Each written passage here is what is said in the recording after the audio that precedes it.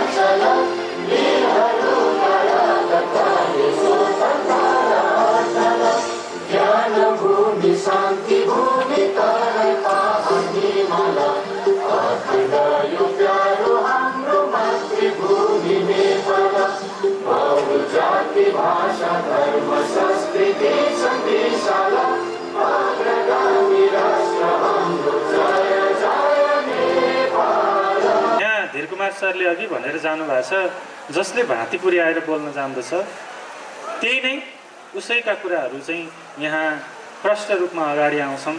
हामीले निर्णय गर्दाखेरि पनि हामी त्यस्तै कुराहरूलाई चाहिँ बढी महत्त्व दिन्छौँ र तपाईले यहाँ आएर तपाईको बोल्ने तरिका, तपाईले गर्नुहुने यहाँ प्रस्तुतिकरण र तपाईले विषयवस्तुसँग सम्बन्धित विचारलाई कसरी प्रस्तुति गर्नुहुन्छ त्यसैका आधारमा हामीले मूल्याङ्कन गर्नेछौँ। दैनिक मानिसहरू अब भोकमरीको अवस्थामा पढिरहेका छन्। उनीहरूलाई विभिन्न शिक्षा यति आवश्यक भइसकेको छ कि जसरी पनि शिक्षा प्राप्त गर्नु छ, तर महँगो कलेजहरूमा डेली त्यो कलेजहरूमा डेली वृद्धि भइरहने मूल्यको कारण उनीहरूले पढ्न पाउन सकेका छैनन्।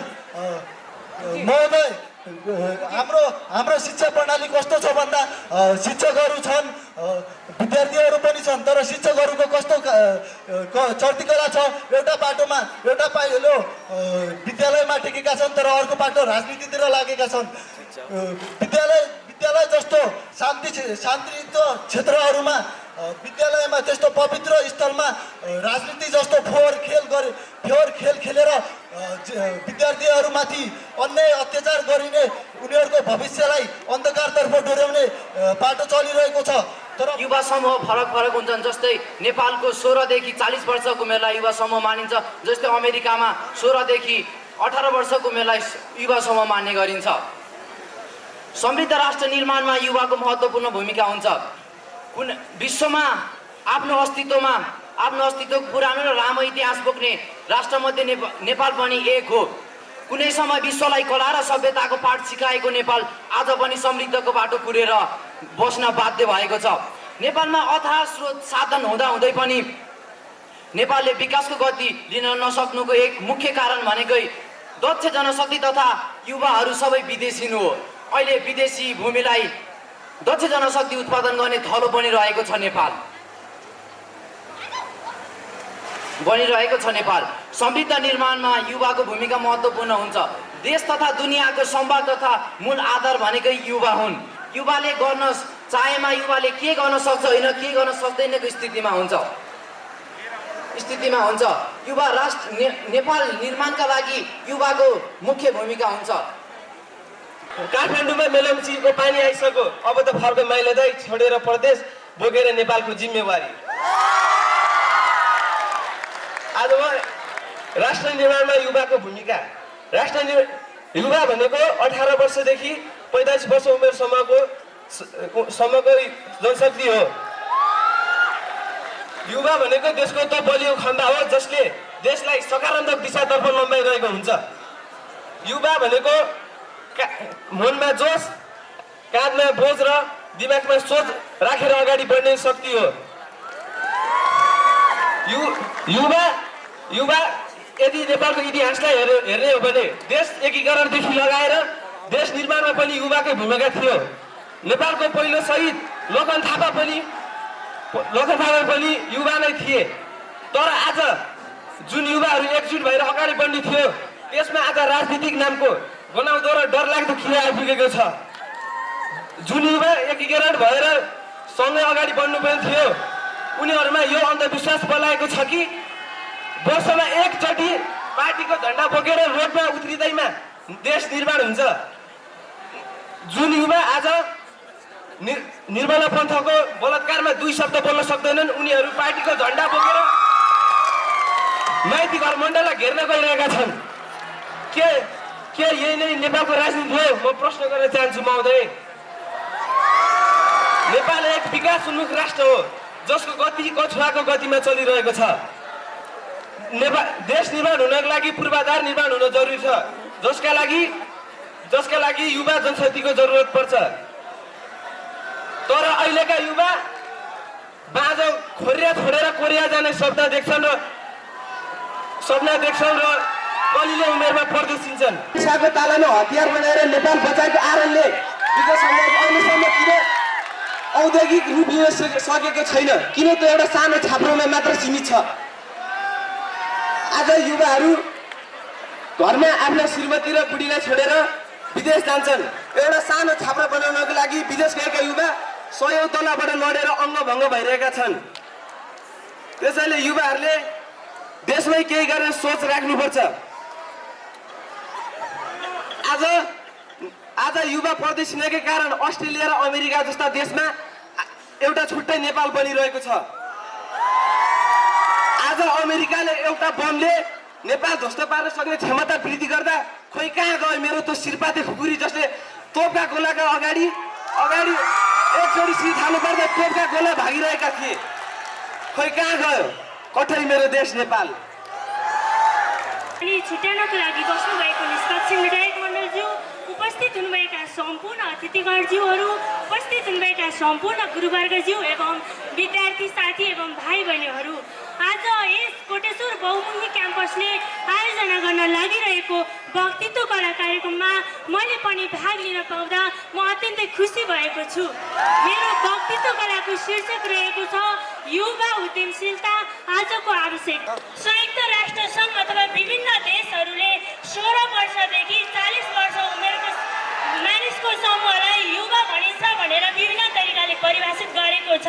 तर युवा शारीरिक, मानसिक र सम्पूर्ण रूपले तन्दुरुस्त हुँदाहुँदै पनि लागु पदार्थ दुर्व्यसनमा फसेर हत्या, हिंसा, बलात्कार जस्तो अमानवीय क्रियाकलाप गर्ने व्यक्तिलाई युवा कसरी भन्नु महोदय?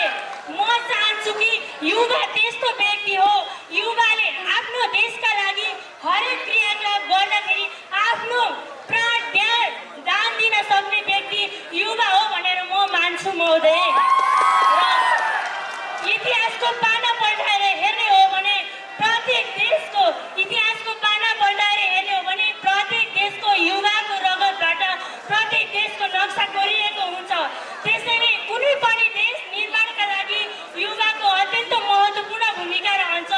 युवा बिना कुनै पनि देश बन्दैन, विकास हुँदैन र हाम्रो देश निर्माण हुनका लागि युवा उद्यमशीलता आजको प्रमुख विषय रहेको छ, आवश्यकता रहेको छ।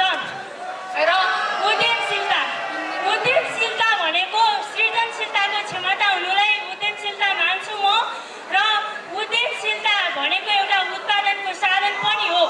समाजको आर्थिक र सामाजिक क्षेत्रको विकासका लागि उद्यमशीलताको अत्यन्त महत्त्वपूर्ण भूमिका रहन्छ। लहर स्वच्छ गाउँ सहर जो भन्नु छ। धन्यवाद कार्यक्रम सञ्चालकज्यू, सभाध्यक्षज्यू, गुरुवर्ग समयपालकज्यूका 2 हातमा निष्पक्ष रूपमा न्यायको तराजु लिएर रहनु भएको निर्णायक मण्डलज्यू आज मसँगै यस प्रतियोगिताको मैदानमा उत्रिनु भएको मेरा प्यारा साथीहरूमा म सिर्जना बहिनीको तर्फबाट हार्दिक अभिवादन गर्न चाहन्छु। यस कोभिड-19 का बावजुद पनि हामीमा गुम्सिएर रहेको प्रतिभालाई प्रशोधन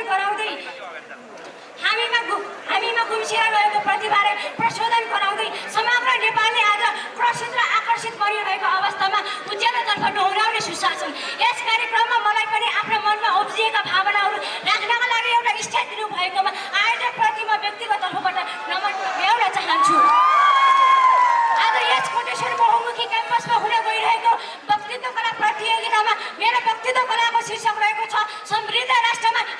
युवाको भूमिका समृद्ध भनेको आर्थिक जैविक विकासको गतितर्फ गरीब भराउ र भूभाउ सम्पन्न राष्ट्रलाई समृद्ध राष्ट्र भनिन्छ भने युवा भनेको सामान्यतः 16 वर्षदेखि 40 वर्षसम्मको उमेरलाई युवा भनिन्छ। तर म भन्छु युवा भनेको काम गरेर खान सक्ने देशप्रति वीरताको भावना, राष्ट्रिय गरिमा, जातीय महिमा अनि वीरतामा गर्दा सामाजिक र सांस्कृतिक आदर्श बोकेर जिम्मेवारी वहन गर्ने व्यक्ति युवा हुन्। इतिहासको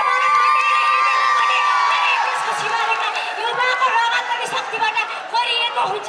युवा भनेको नयाँ नेपाल समृद्धिको नेतृत्वतर्फ उठ्ने मेरुदण्ड युवा हुन्। विश्वको युवा हुन् स्वर्गको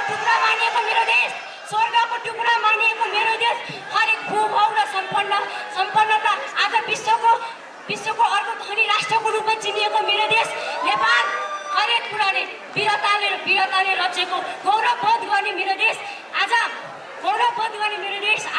कता वीराङ्गनामा रहिरहेको छ। फलस्वरूप आज कता वीराङ्गनामा रहिरहेको छ। मेरो देशमा आज युवाको दक्षता जनशक्ति कमी भएको कारणले गर्दा हिजो वर्तमानको द्वन्द्वकाललाई अन्त्य गरी आज प्रजातन्त्र आए पनि संविधान जारी भई देशमा शान्ति छाए पनि युवाको दक्षता जनशक्ति कमजोर भएको कारण आज नुन बिनाको तरकारी र युवा बिनाको देश खल्लो भइरहेको छ। महोदय आजको विगतलाई हेर्ने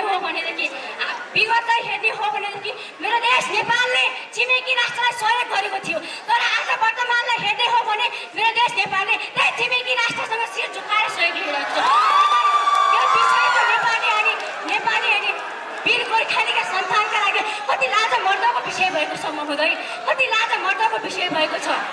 आज नेपाली युवाहरू विदेशको 50 देखि 60 डिग्री सेल्सियस तापक्रममा आफ्नो शरीरको छाला बनाउन तयार छन्।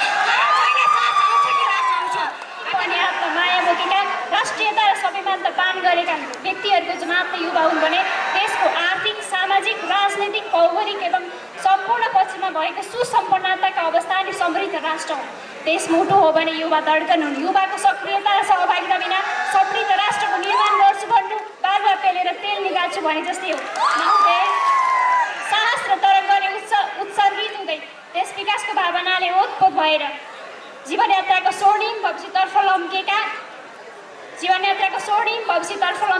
ललाटेमा सुनौलो भविष्यको भाग्यरेखा चम्केका युवाले नै समृद्ध राष्ट्र निर्माणको परिकल्पनालाई यथार्थमा परिणत गर्न सक्छन्। जहाँ सभ्य र सुसंस्कृत युवा वर्ग रहन्छन् त्यहाँ कुरीति र विकृतिले कुनै स्थान पाउँदैन। लागु पदार्थको दुर्व्यसन जस्तो युवा घातक विकृतिलाई उनीहरूले नै निमिट्यान्न पार्न सक्छन्।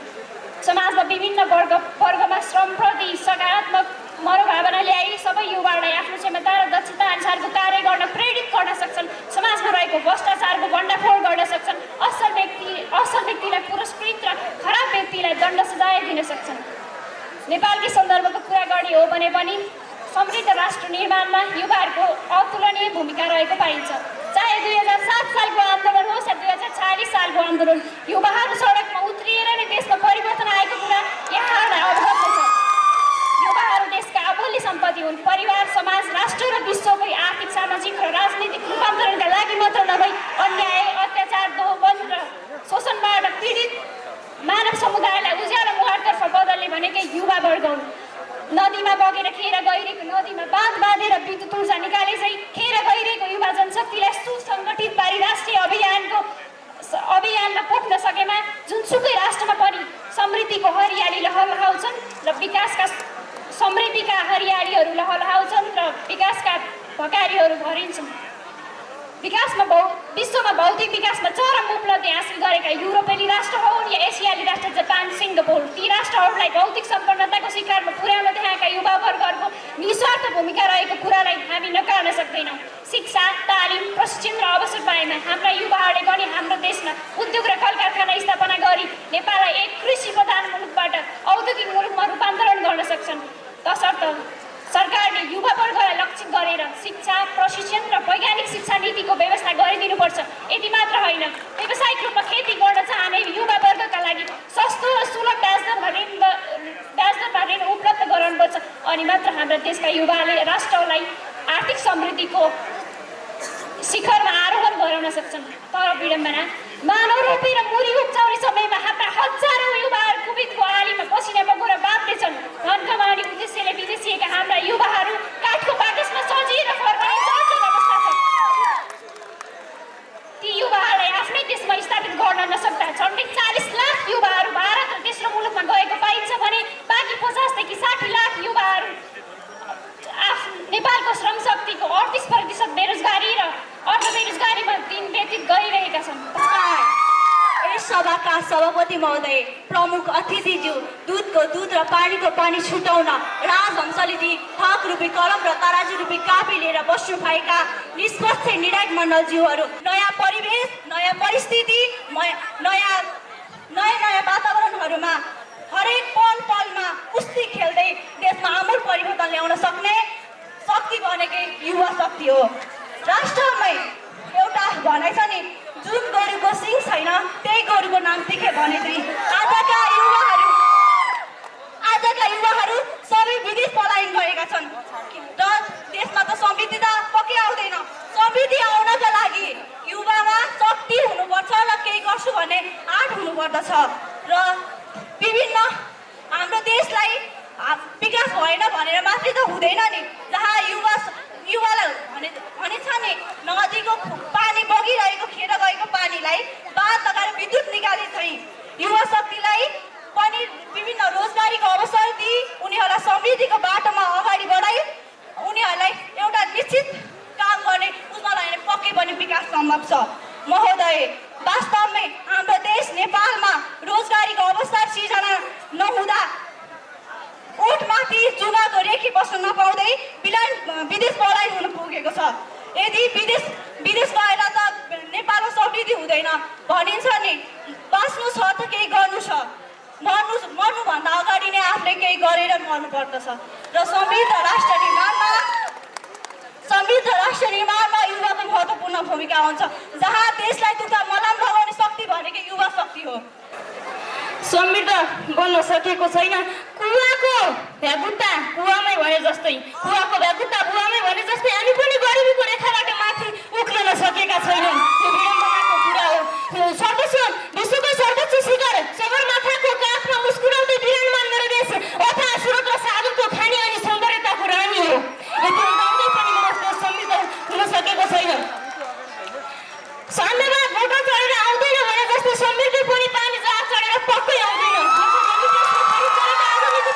समृद्धि ल्याउँछ, त्यो त माफियाको कमिसनले आर्जेको सुख सुविधाले समृद्धि ल्याउँछ। त्यसलाई समृद्धको टुप्पामा पुगाउनको लागि युवा नेतृत्वको आवश्यक हुन्छ भने उत्पादनको पनि आवश्यक हुन्छ। त्यसकारण युवा भनेको, मेरो विचारमा युवा भनेको पाललाई टाउकोले फुडेर समतल बनाउन सक्ने सामर्थ्य बोकेको चाप्न सकेको युवा जमातलाई नै मानिसहरूको जमातलाई नै युवा भनिन्छ। युवा देशको सम्भाग मान्छ, परिवर्तनको सम्भाग मान्छ र युवालाई हामीले देशको मेरुदण्ड खान्छौँ।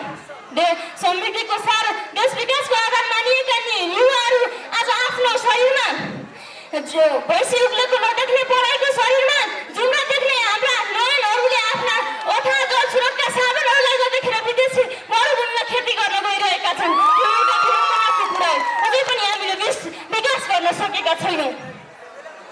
सभाध्यक्ष महोदय, हामीले आज पनि सानातिना कुरीतिहरूसँग अल्झिएका छौँ र यस्तै विकृतिहरूसँग अल्झिएका छौँ। हिजो अस्ति मात्र देशमा संशोधन विघटन पर्दाखेरि मेरा युवाहरू सडकमा आन्दोलनमा उत्रिए। विडम्बनाको कुरा, युवा आऊ देश बचाऊ भन्नुपर्ने युवाहरूले राजा आऊ देश बचाऊ भनिरहँदा मेरो मन जस्य बिग्यो। देशले अब पनि आज पनि हाम्रा युवाहरू के देखिन्छन् भने अरूले गरी दिलाएर खाउला भन्ने भावनाको अन्त्य हुन सकेको छैन। त्यही भएर हामी समृद्धिको टुप्पासम्म पुग्न सकेका छैनौँ। सभाध्यक्ष महोदय, विडम्बनाको कुरा कहियो छ, हामीले एउटा रगतमा हाम्रो रगतमा साहस बगेको छ। विश्वमा इतिहास बोकेका हाम्रो गुणगान गाएका नेपाली शहीदहरूले आज विदेशीको पाखुरा खुट्टा समातेर ढुकेर जागिर माग्नु परेको अवस्था छ। यो कस्तो विडम्बना हो। साँच्चै अरुणिमा हिंसाले खुट्टा नभएकी अरुणिमा हिंसाले सगरमाथाको टुप्पोलाई चढेर देखाउँछन् भने हामी ज्येष्ठ दाजुबाट यिनीहरूले हाम्रो देशलाई समृद्धिको टुप्पोमा किन नचुनाउने? आदरणीय सभाध्यक्ष महोदय, आज मैले विषयवस्तु पाएको छु र युवा उद्यमशीलता आजको आवश्यकता, युवा उद्यमशीलता आजको आवश्यकता भन्ने शीर्षकमा म आफ्ना भनाइहरू यहाँहरू समक्ष अघि सारौँ। युवा भनेको एउटा राज्यकै मेरुदण्ड मानिएको एउटा विषयवस्तु हो। युवाले आजसम्म लामो इतिहासदेखि नै आजसम्म आफ्ना भूमिकाहरू खेलेर राज्यलाई उन्नति र प्रगतिको मार्गमा डोर्याइरहेको अवस्था हामीले देख्न सक्छौँ। राज्यको प्रत्येक पाइलामा सहयात्री बनेर हिँड्ने तत्त्व भनेको नै युवा हो। युवाले यदि नगर्ने हो भने केही पनि सम्भव छैन भन्ने जस्तो मलाई लाग्छ। आज हामी गौरवशाली युवाहरू यहाँनिर उभिएर यसो बोल्दै गर्दाखेरि आफूलाई भाग्यमानी ठान्छौँ। यस कारणले भाग्यमानी ठान्छौँ कि हामी कोटेश्वर बहुमुखी क्याम्पसमा अध्ययन गराउने, पठन पाठन गराउने शिक्षक शिक्षिकाहरूबाट पठन पाठन गरेर हामी यसबाट बाहिर निक्लेर आफ्ना श्रमहरू बेचिरहेका हुन्छौँ। श्रम बेचेर पनि हामी आफूलाई भाग्यशाली ठानेको छौँ र राज्यका ती ढुकुटीहरूलाई पनि आफ्नो तर्फबाट योगदान पुर्याउँदै आएका छौँ। त्यस कारणले गर्दाखेरि म यो भन्न चाहन्छु आदरणीय साथीहरू कि हामी युवा यो देशको उद्यमशीलताको एउटा प्रमुख तत्त्व हो, जुन कि हामी नभइकन कुनै पनि कुरा सम्भव हुन सक्दैन। लागि भलै सोचेको हुन्छ, आफ्नो देशको लागि परिआएमा आफ्नो ज्यानको पनि बाजी लगाउन तयार हुन्छ, त्यो हो युवा। आज न्याय र देशको लागि लडिरहने रवि लामिछाने, भ्रष्टाचारको विरुद्धमा आवाज उठाउने ज्ञानेन्द्र शाही, समाज र देशको हितको लागि काम गरिरहेका धुर्मी सुन्तली, लोडसेडिङको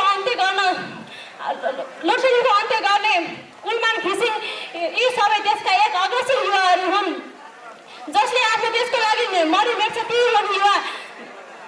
देशको समृद्ध विकासको लागि युवाहरूको महत्त्वपूर्ण भूमिका रहेको हुन्छ। देशको विकासको लागि बढ्दो अर्थव्यवस्थामा युवाहरूको सहभागिता रह्यो भने देशको पक्कै पनि विकास हुन्छ। समृद्ध राष्ट्र निर्माणमा देशको त्यो सर्वोच्च तहबाट बुढाबुढी अथवा वृद्धहरूलाई हटाउनु पर्दछ। उखान टुक्का अनि काम न काजका भाषण एउटाले नाटकै हो, अर्काले नौटङ्की नै हो भन्नेमा देशको विकास हुन सक्दैन। त्यसैले यस ठाउँमा युवाहरूको सहभागिता रह्यो भने देशको पक्कै पनि विकास हुन्छ र नयाँ नेपालको सृजना हुन्छ। साथसाथै मेरा विद्यार्थी साथीहरू, आज यस वक्तृत्व कला कार्यक्रममा मैले 21औं शताब्दीको शिक्षा र हाम्रो अपेक्षा भन्ने शीर्षकमा आफ्ना केही विचारहरू राख्न पाउँदा निकै नै भाग्यशाली ठानेको छु। यहाँहरू सम्पूर्णलाई एउटा शिक्षा आर्जन गर्ने ठाउँमा आइसकेपछि शिक्षा के हो भनेर मैले भनिराख्नु त्यति उपयुक्त ठान्दिनँ, तर पनि वास्तवमै शिक्षा भन्नाले अँध्यारोलाई उज्यालोतर्फ र हामीमा सही र गलत के हो भन्ने एउटा नयाँ प्रोत्साहनको ऊर्जा र त्यो सही र गलतलाई सही कुन तरिकाले गर्ने भन्ने एउटा सिकाउने पाठ नै शिक्षा हो। आधुनिक युगमा मान्छेहरूले शिक्षालाई विभिन्न रूपमा लिए। हामी जुन किसिमको शिक्षाका पछाडि दौडिरहेका छौँ, जुन किसिमका शिक्षाका कुराहरूलाई अगाडि बढाउनका निम्ति एउटा कलेज भन्ने ठाउँमा जहाँ कुनै पनि किसिमले एउटा मान्छेको व्यक्तित्व विकास गर्न, विद्यार्थीको भविष्य सुनिश्चित गर्न नभई बेरोजगारी उत्पादन गर्ने एउटा थलोको रूपमा अहिले शिक्षालाई लिइरहेको छ।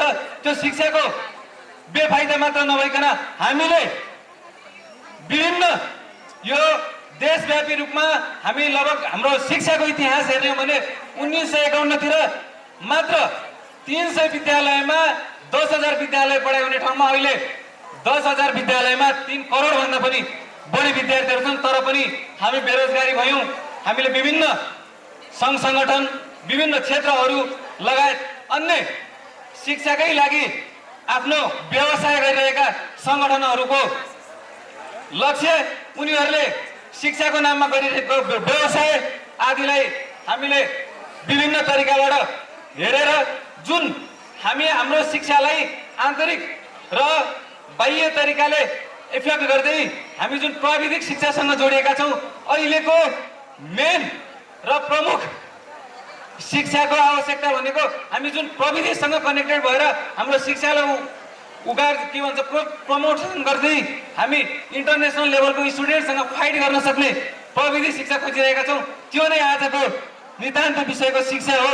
हामी लगभग अहिले कोभिडले गर्दा पनि जुन किसिमको शिक्षामा पर्न गएको विभिन्न किसिमको बाधा अवरोध साथसाथै हामीले हाम्रो शिक्षाको प्रोत्साहनका लागि गरेका पर्सनली गरेका विभिन्न फोर्सफुल पार्ट्सहरू र हामी जुन तरिकाले इन्टरनेसनल लेभलको शिक्षासँग फाइट गर्न लागि परिरहेका हुन्छौँ त्यो शिक्षा हामी वास्तविक रूपमा भन्ने नै हो भने अहिले शिक्षाको नाममा व्यवसाय गरिरहेका विभिन्न विद्यालय कलेज अथवा शिक्षा प्रदान गर्ने सङ्घ सङ्गठनहरूबाट प्रदान नगरी हामी आफैले व्यावहारिक भनेर जुन शिक्षा लिन सक्छौँ त्यो नै अहिलेको शिक्षा हो भन्दै म मेरा 2 शब्द यहाँ टुङ्ग्याउँछु। हस्, धन्यवाद।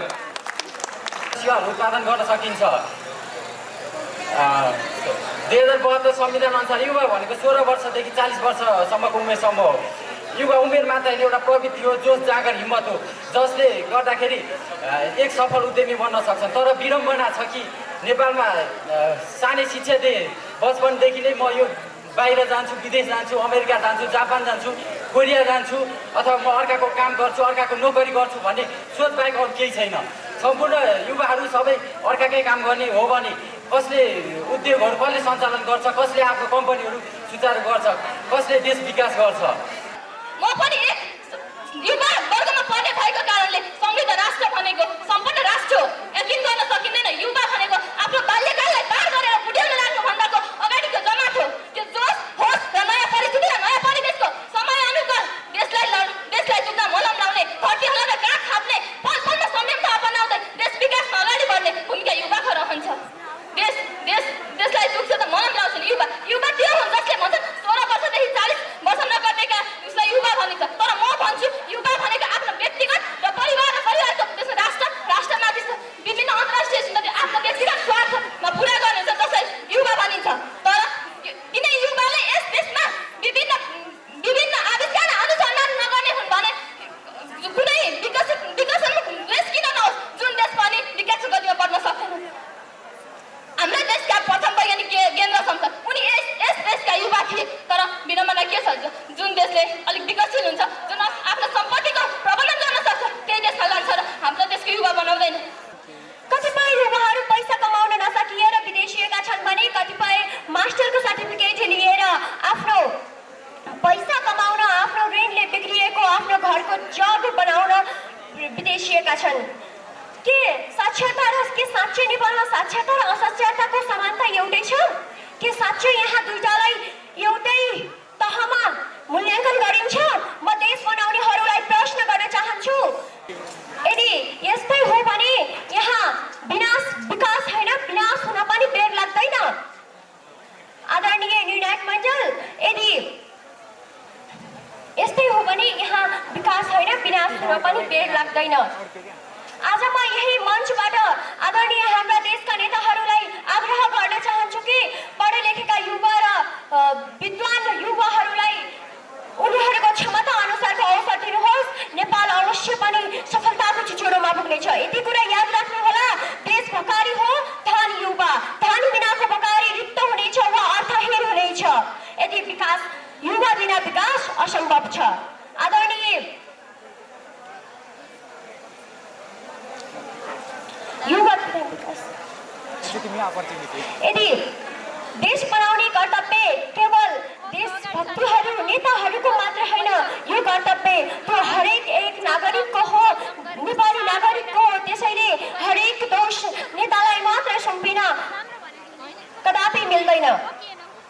एकले थुकी सुकी सयले थुकी नदी भने जस्तै हरेक नेपाली युवाले देश बनाउन कर्म गर्नुपर्छ।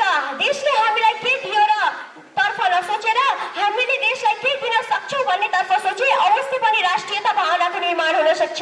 सीमा पारी पनि आफ्नै माटो भेटाउँदैछु, जता जान्छु त्यतै आफ्नै बाटो भेटाउँदैछु। इतिहासका पृष्ठ भर्छन् बलभद्र र अमरसिंह। इतिहासका पृष्ठ भर्छन् बलभद्र र अमरसिंह। कतै म त देशका टुक्रै टुक्रा बाटो भेटाउँदैछु। जे नहुनु हो त्यही हुन्छ, यो हो कस्तो विडम्बना। जे नहुनु पर्ने हो त्यही हुन्छ, यो हो कस्तो विडम्बना। समय सकिएको छ। अन्तिम लाइन रहेको छ 275 को मनभित्र फाटो भेटाउँदैछु सीमा पारी परि आफ्नो माटो भेटाउँदैछु जता जान्छु त्यतै आफ्नै बाटो भेटाउँदैछु। कला कार्यक्रमका सभापति कोटेश्वर बहुमुखी क्याम्पस नेपाली विभागका विभागीय प्रमुख आदरणीय मदन गौतमज्यू हाम्रो निमन्त्रणालाई स्वीकार गरेर यो गरिमामय कार्यक्रमको प्रमुख अतिथिको आतिथ्यता ग्रहण गरिदिनु हुनको लागि आउनुभएका हामी सबैका गुरु यो क्याम्पसका संस्थापक क्याम्पस प्रमुख क्याम्पसका वर्तमान क्याम्पस सञ्चालक समितिका सदस्य वरिष्ठ लेखक समालोचक साहित्यिक व्यक्तित्व साहित्यका क्षेत्रका शिखर पुरुष प्राध्यापक राजेन्द्र सुवेदीज्यू सहायक क्याम्पस प्रमुखज्यूहरू विभागीय प्रमुखज्यूहरू तपाईहरू सबैले निर्णायक मण्डललाई आँखामा पट्टी बाँधेर हातमा तराजु लिएर दुधको दुध पानीको पानी छुट्याउने भनेर सम्बोधन गरेको सुनिरहेको थिएँ। आजका त्यसरी छुट्याउने निर्णायक मण्डल स्वतन्त्र विद्यार्थी युनियनका सचिव लगायत प्रतिनिधिज्यूहरू विभिन्न विद्यार्थी संगठनका प्रतिनिधिज्यूहरू यो प्रोग्राम चुक्यौँ होला। वार्षिक उत्सव पोस्टपोन भएको छ त्यो पोस्टपोन हो स्थगित हो क्यान्सल होइन त्यो पनि गर्छौँ र विभिन्न गतिविधिहरू गर्दै जान्छौँ। यी सम्पूर्ण अतिरिक्त क्रियाकलापमा भाइ बहिनीहरूको यस्तै खालको सक्रिय पार्टिसिपेसन एकदमै सक्रियतापूर्वक सहभागिता होस् आगामी दिनमा पनि र आज जतिजना विद्यार्थी भाइ बहिनीहरूले दिएका टपिकहरुमा गोला प्रथाबाट जुन परेको थियो त्यसमा एक रातको तयारीमा प्रस्तुत गर्नुभयो। मेरो लागि त तपाईहरु सबै फर्स्ट हो। अब जजलाई प्राविधिक रूपमा त्यसमध्ये पनि एकजनालाई फर्स्ट सेकेन्ड थर्ड सातौं बनाउनु पर्ने हामीले जिम्मेवारी तोकेको हुनाले उहाँहरूले फर्स्ट सेकेन्ड थर्ड फोर्थ बनाउँदै हुनुहुन्छ। तर यो प्राविधिक कुरा हो। तपाईहरु मञ्चमा आएर बोल्ने हिम्मत गर्नुभयो। आगामी दिनमा मैले तपाईहरुमा यो देशको एउटा असल नेता यो देशको नेतृत्वमा तपाईहरु पुग्नुपर्छ भन्ने म त्यहाँ बसेर खुसी भइरहे। यो चाहिँ नानी भोलि सभापति के रे राष्ट्रपति भइदै हुन्थ्यो, यो प्रधानमन्त्री भइदै हुन्थ्यो, यो यस्तो भइदै हुन्थ्यो र असल नेता बनेर यो देशलाई समृद्ध बनाइदिए हुन्थ्यो भनेर हामीले यहाँ सल्लाह पनि गर्यौं। तपाईहरुको सबैको मन्तव्य एकदमै राम्रो छ। विषयवस्तु पनि क्याम्पसले समसामयिक दिएको छ। जस्तो समृद्ध राष्ट्र निर्माणमा युवाको भूमिका बनेको छ। यो शीर्षक कता कता हाम्रो देशको राष्ट्रिय नारासँग मेलजुल खाँदैछ। देशकै नारा, देशले अंगीकार गरेको नारा समृद्ध राष्ट्र सुखी नेपाली भन्ने देशको मूलधारा। समृद्ध राष्ट्र सुखी नेपाली देशले अंगीकार गर्दैछ भने त्यसो भने त्यो समृद्ध राष्ट्र बनाउनको लागि युवाहरूको के भूमिका हुन्छ त तपाईहरुको कुरा बुझाउन त। यो हाम्रो उद्देश्य थियो। समृद्ध राष्ट्र बनाउने तपाईहरुले जुन कुरा राख्नुभयो ती कुराहरू सबै कुरा लागू गर्न सकियो भने साच्चै देश समृद्ध बन्छ। अर्को राखेको थियौं 21औं शताब्दीको शिक्षा। 21औं शताब्दीमा हामी छौं 21st सेन्चुरी। तर भने 18औं शताब्दीको कोर्स बुक, 19औं शताब्दीको पठन पाठनको पद्धति अनि 20औं शताब्दीको पढ्ने विद्यार्थीको मनस्थिति भयो भने 21औं शताब्दीको शिक्षा वास्तविक अर्थमा पूरा हुँदैन। 21औं शताब्दीमा एकजना विद्यार्थीले भनिरहनु भएको थियो अरु देशमा घडी बनाउँछन्, मोबाइल बनाउँछन्, क्लासरुमको प्राक्टिकल, हाम्रो देशमा चाहिँ श्रद्धाञ्जली लेखेर ल्याऊ, कोही जीवनी लेखेर ल्याऊ भन्दै हुनु त मलाई खुब छोको थियो। 21औं शताब्दीको शिक्षाले त व्यवहारिक हुनु पर्ला। 21औं शताब्दीको शिक्षा त जीवनोपयोगी हुनु पर्ला। पढेको कुराहरूलाई सिपमा जोड्न सक्नु पर्ला। हो यो कुराहरू तपाईहरुले कतिको अध्ययन गर्नुहुन्छ। हामीले यस अर्थले पनि तपाईहरुलाई अर्को विषयवस्तु दिएका थियौं। त्यसैगरी युवा उद्यमशीलता अहिले सबभन्दा ठ्याम्मै नभएको भनेको एन्टरप्रेन्योर उद्यमशील बन्ने, आफू कुनै न कुनै पेशा गर्ने, रोजगारी सिर्जना गर्ने तिर हाम्रो ध्यान छैन। म पढ्छु अनि त्यहाँबाट अर्काको अर्गनाइजेसनमा जागिर खान्छु, जब सिकिङ मेन्टालिटी अहिले पनि छ। तर जब क्रिएसन कसरी गर्न सकिन्छ, आफू एन्टरप्रेन्योर एउटा उद्यमी कसरी बन्न सकिन्छ र रोजगारी सिर्जना गरेर कसरी देशलाई समृद्ध बनाउन सकिन्छ यो हाम्रो विद्यार्थीमा छैन, हाम्रो कन्सेप्टमा छैन। अबको शिक्षा त्यस्तो हुनुपर्छ। यो कुरा विद्यार्थीहरुमा इन्कल्केट गर्नको लागि, कम्तीमा ब्रेनमा बीजारोपण गर्नको लागि हामीले यो टपिक राखेका थियौं। तपाईहरु सबैले आफ्नो टपिकमा समयको पाबन्दीभित्र फेरि खुलेर बोल्न पाइँदैन थियो। 5 मिनट थियो। 5 मिनटभित्र आफ्ना गहकीलाई सान्दर्भिक तर्कहरू प्रस्तुत गर्नुभयो। तपाईँहरू सबैलाई धन्यवाद छ। आगामी दिनमा पनि यसै गरी तपाईँहरू सामेल हुनुहोला प्रतियोगितामा। तर प्रतियोगिता भनिसकेपछि क्याम्पसले आयोजना गरेको छ, सबै विद्यार्थी कार्यक्रममा बस्ने भनेपछि कार्यक्रममा बस्नु पर्यो। पढ्ने भनेका दिन सबै पढ्न पर्यो, अनि मात्रै हामी डिसिप्लिन हुन्छौँ। यो कुरा पनि आगामी दिनको लागि म यहाँहरूलाई पुनः सूचित गर्दछु। विकसित राष्ट्र, तर ब्राजिल त्यो तिनटै गुण भए पनि अहिले पनि विकासशील राष्ट्र। यसको अर्थ के हो त भन्दाखेरि नेचरल रिसोर्सेस, टेरिटोरी र पपुलेसनले देश समृद्ध हुँदो रहेछ। देश समृद्ध हुन त शिक्षा नै चाहिँदो रहेछ, किनकि स्विजरल्यान्डको शिक्षा के हो, लिटरेसी रेट 7% हो। बुझ्नुभयो नि? यस अर्थले हेर्ने भने 21औं शताब्दीको शिक्षा त्यो ढङ्गको हुनु पर्यो जुन शिक्षाले व्यक्ति कस्तो बन्न पर्यो, स्किल दक्ष नागरिक बन्न पर्यो, अनि दक्ष नागरिकले समृद्ध राष्ट्र बनाउनमा ठुलो भूमिका खेल्दछ। यी तीनटै विषयवस्तु एक आपसमा अन्तरसम्बन्धित भएर पनि आउँछन्। तपाईँहरूले यसरी लिङ्क गर्न सक्नु भएको भए पनि हुन्थ्यो, र तर पनि तपाईँहरूको लेभलबाट साह्रै सान्दर्भिक तर्क प्रस्तुत गर्नुभएको छ। म पुनः तपाईँहरूलाई बधाई भन्न चाहन्छु। अब रिजल्ट पछि पुरस्कृत हुने, प्रथम हुने, द्वितीय हुने, तृतीय हुने र सान्तवना हुनेहरूलाई झन् बढी बधाई भन्छु। र अहिले पुरस्कृत नहुने भाइ बहिनीहरू पनि आगामी दिनमा अरू प्रोग्राममा पुरस्कृत हुनुहोस् भन्ने शुभकामना व्यक्त गर्दछु, शुभेच्छा व्यक्त गर्दछु। र यस्तै गरी कार्यक्रमहरू क्याम्पसले विभिन्न रचनात्मक कार्यक्रमहरू, अतिरिक्त क्रियाकलापहरू, त्यो पनि इन्डोरमा हुने इन्डोर, आउटडोरमा हुने आउटडोर, सँगसँगै इसिएका कार्यक्रमहरू, को करिकुलर एक्टिभिटिज, सिसिएका कार्यक्रमहरू क्याम्पसले क्रमशः गर्दै जानेछ। यो के को लागि त भन्दा तपाईँको सर्वाङ्गीण विकासको लागि, पढाइ सँगसँगै अतिरिक्त ज्ञानको कुरा पूर्ति गर्नको लागि क्याम्पसले गर्ने कुरा जानकारी गराउँदै मेरा केही शब्द अन्त्य गर्दछु। धन्यवाद।